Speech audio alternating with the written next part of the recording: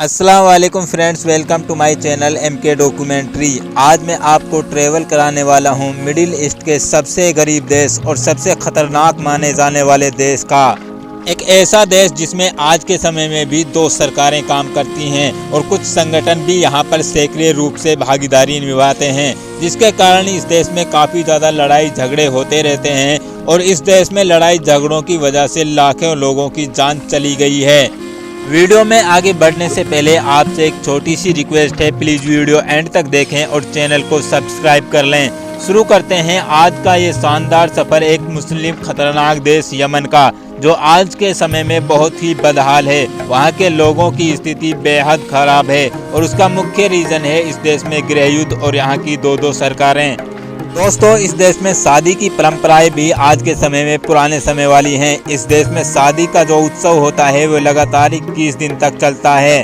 दोस्तों, अरब देशों में यमन ही एक ऐसा देश है जिसमें किसी राजा का राज नहीं चलता, बल्कि यहाँ पर लोकतांत्रिक व्यवस्था चलती है। इस देश के कानून बहुत ही खतरनाक हैं। यहाँ पर आप किसी औरत की तस्वीर नहीं खींच सकते। इस देश में शराब पर पूरे तरीके से पाबंदी लगाई हुई है और जो फॉरेन लोग इस देश में घूमने के लिए जाते हैं उनको भी यहाँ के सख्त कानूनों को फॉलो करना होता है। यहाँ पर आप किसी औरत से नजरें नहीं मिला सकते और अगर यहाँ पर कोई लेडीज घूमने के लिए जाती है तो उसको भी यहाँ पर पूरा स्कार्फ या नकाब या बुर्का पहनना होगा, जिससे उसके शरीर का कोई हिस्सा नजर न आवे।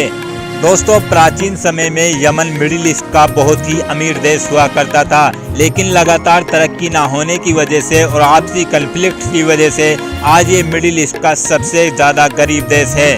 प्राचीन काल में यमन के लोग बहुत ही एजुकेटेड हुआ करते थे, लेकिन बात करें अगर आज के समय की तो यहाँ की लिटरेसी दर केवल 80% है।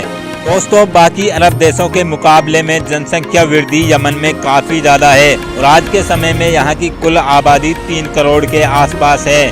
दोस्तों, साल 1967 में यमन ब्रिटिश साम्राज्य से स्वतंत्र हुआ, लेकिन ब्रिटिश लोगों ने इसको 2 भागों में बांट दिया, एक साउदर्न यमन और दूसरा नॉर्थर्न यमन।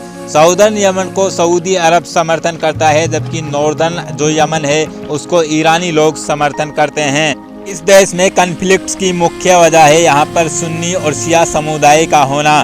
दोस्तों, यमन की राजधानी सना है और इस देश का कुल क्षेत्रफल 5,28,000 किलोमीटर स्क्वायर में फैला हुआ है। इस देश की करेंसी यमनी रियाल है, जो भारत के पैसे से काफ़ी कम है, यानी कि भारत के 25 पैसे एक यमनी रियाल के बराबर होते हैं। इस देश का ऑफिशियल नाम रिपब्लिक ऑफ यमन है। इस देश का समुद्री तट लगभग 2000 किलोमीटर स्क्वायर तक फैला हुआ है। साल 1990 में यमन के दोनों भागों को एक साथ मिला दिया गया और इसको रिपब्लिक ऑफ यमन का नाम दिया गया।